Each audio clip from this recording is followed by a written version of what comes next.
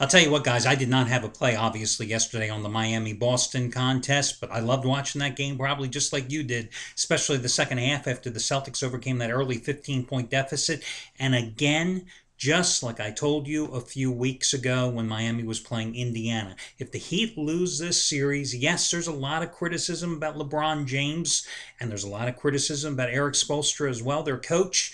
But the fact is, you got to point the finger at Pat Riley because he put this ragtag bunch together.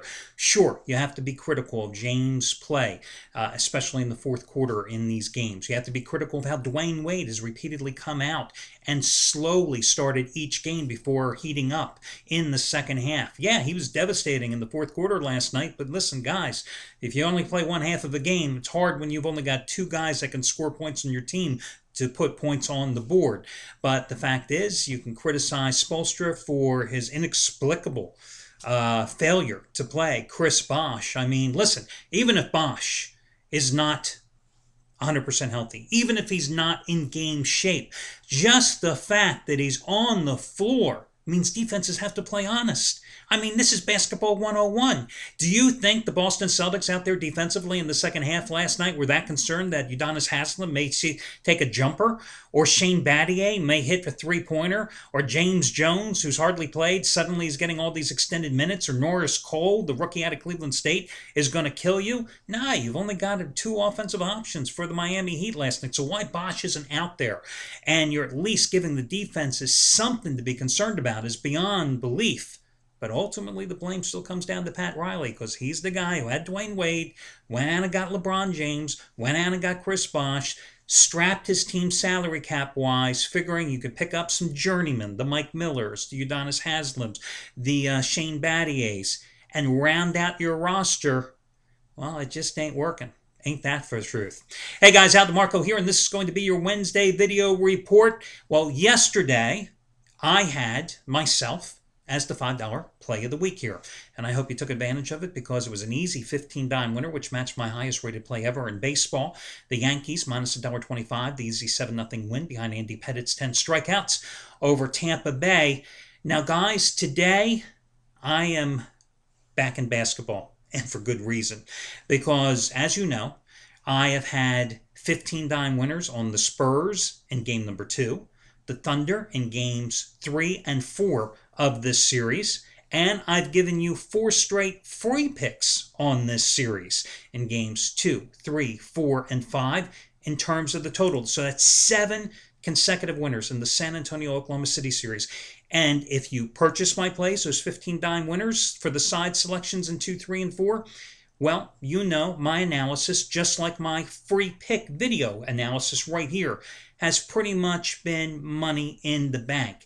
Really breaking down these games, each one of them, projecting what would happen, and then you've seen it come through.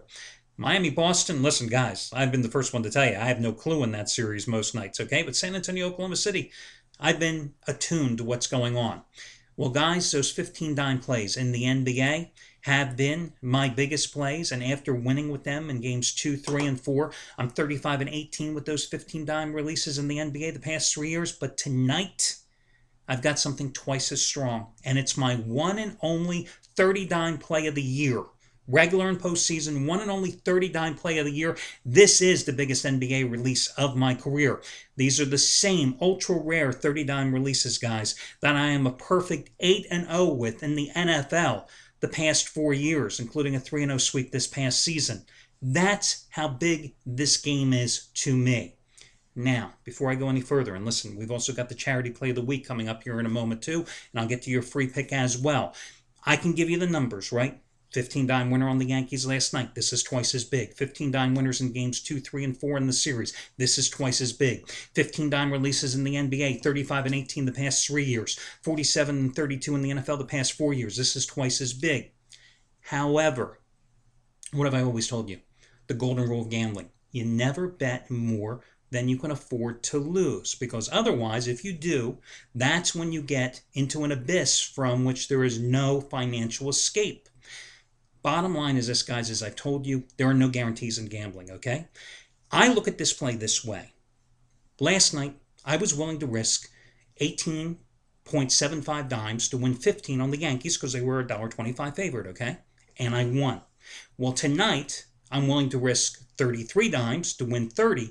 I'm only risking a little bit more than I would have risked, a little less, than I would have risked last night on the Yankees.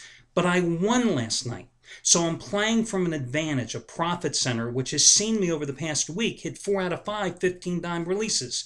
Now, if you've been along for that short-term ride, if perhaps you got the $5 play of the week last night and scored with the Yankees, well then, you may want to play this game the way I'm playing it. But I'm telling you right now up front, acknowledging there's never a guarantee in gambling, acknowledging what I just told you the golden rule of gambling is, you've got to play this play according to your bankroll, its size, and how you want to allocate it for this game, guys. You have to play it accordingly. To me, I'm in essence doubling down. I'm taking what I was willing to risk last night, and I won, and I'm taking that risk factor plus the profit from last night, plus the profit of hitting 4 out of 5 15-dime releases the past week, and putting it on this game tonight because I've won 7 straight plays in this series overall, as I recapped earlier. So I'm playing it that way. I just want to be upfront, and I always feel it's very, very important to lay it out on the line because I think sometimes gamblers, you guys out there, the gambling public, sometimes you don't see the big picture. I'm the first one to say that when you're on a roll, you've got to look for that shot to take, to incrementally increase your bankroll by a big margin. Well, this is that game for me tonight, and I set it up by winning last night and having a good week. If you're in the same position, you may want to do the same. If you're not, again, you got to play it according to your bankroll size and the amount that you allocate on the game. Again, the golden rule of gambling. Never bet more than you can afford to lose. I know most handicappers, especially the con guys that are in the 800 services, they don't even use the 4-letter word lose. It's not part of their vocabulary. But listen, let's be real. I've never misled you. I tell you the straight up story here, day in, day out. I tell you who's winning, who's losing, the good and the bad. So I feel that I have to paint the total picture for you because that's the way it has to be. And that's the way you can make money, hopefully, and always avoid the pitfalls, which is that financial abyss from which there is no escape. Now, other handicappers quickly here at the site. Trace Adams looking for NBA best bet winner number 23 out of 34. 1,500 star raised to bar winner number 7 out of 9 on San Antonio, Oklahoma City tonight. He had a 1,500 star in Oklahoma City outright on Monday night. He's 7-3 in the conference finals overall, but he did lose last night. I will say that on the Miami Heat. Matt Rivers, had that looking for his highest rated play, 500,000 star winner number 4 in a row last night in the postseason. It did not come through as Miami fell. Still, he's won 13 of the last 20 days, and he's got a 250,000 star winner number 6 out of 8 tonight on San Antonio, Oklahoma City, after falling to 4-1 in the Boston-Miami series. So those are a couple of the other handicappers here at the site. And again, I'm telling you who's winning and who's losing as well. FYI, Dom Chambers is going for winning day number 14 out of 20. And in the past 19 days, a $10 better has won $2,910. Second biggest play of his career tonight, an 80-dime release on the contest. It's stronger than his 70-dime winner on the Celtics outright last night. Now listen, I'll get to your free play in a minute, but your charity play of the week is going to be Anthony Red. He has a play tonight, a 40-dime play, of which he's, it's going to be 40-dime winner number 9 out of 11 and number 4 in a row. It's on the Spurs Thunder total tonight. If you bought it, it's a $69 play. You can get it for free by using this coupon code ARED69. ARED69. That's A-R-E-D-D. That's how his last name is spelled. And the number 69, ARED69, ARED69, A-R-E-D-D, and the number 69, no space between the word ARED and the number 69. It costs $69. You use that coupon code, you get the play for $69 off, and it gets you free. Again, 49 winner number 9 out of 11, number 4 in a row, Spurs Thunder over under. Number 3 in a row was the Celtics outright over the Heat just last night. Number 2 in a row was the Thunder over the Spurs in game number 5 on Monday night. So he's on a roll with these plays. Overall, 12-6 NBA best bet run. And of course, a $10 player has won a little over $7,300 following A-Red's advice in all sports since the beginning of February. Again, the charity play of the week is simply this. If this play wins, I will put up a link to my favorite charity tomorrow here underneath the video report and ask you anonymously on the honor system to make a donation. If the play loses, that's it. I'm not asking you for anything. I absorb the sales loss at the site. I take care of the commissions to the various handicappers, in this case Anthony Red. You get to play for free. I like doing it because I believe in creating good karma. I think it's something that you have to create. It's not something that's dropped off at your doorstep like the milkman in the morning. And that's why I like doing the charity play of the week. So anyway, that's Anthony Red's play. You can get it for free, ARED69. And it's all anonymous, guys. I don't know if you get the play. I don't know if you make a donation if it wins. Just go on good faith. You have to take the good faith in people and take it at surface value. ARED69, AREDD 69. Okay, total in this game is floating right around 201.5, okay? I think you got to go over in this contest because what we have seen in this series is that San Antonio can't stop Oklahoma City from scoring.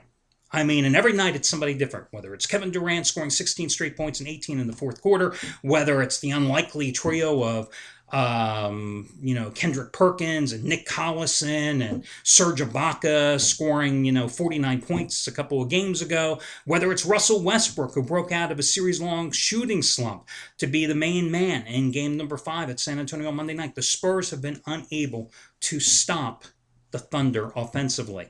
So Thunder have obviously been able to put points on the board, but at the same time, it's not like the Thunder is a great defensive team here, guys, okay? I mean, could they stop Manu Ginobili up last couple of nights ago? My God, first start since March 2030 at 34 points on 11 for 21 shooting, hitting 5 out of 10 threes. Spurs have done great hitting the three ball here. Tim Duncan has emerged of a shooting slump early in the series with 2 consecutive strong games here in the series, 18 points, 12 rebounds in game number 5. Tony Parker, 20 points, a better game than he had in games 3 and 4 and game number 5 the other night. Steven Jackson, who I think you're going to see a lot of Steven Jackson out here as Greg Popovich has shorted his playing rotation here as the series progressed. Jackson doesn't play much defense, but the guy can be counted on to score. I think both of these teams can score at will. It's whether the Spurs can stop turning over the ball and whether or not Oklahoma City can do the same, because let's face it, Russell Westbrook is just as much of a turnover machine as any point guard in the NBA.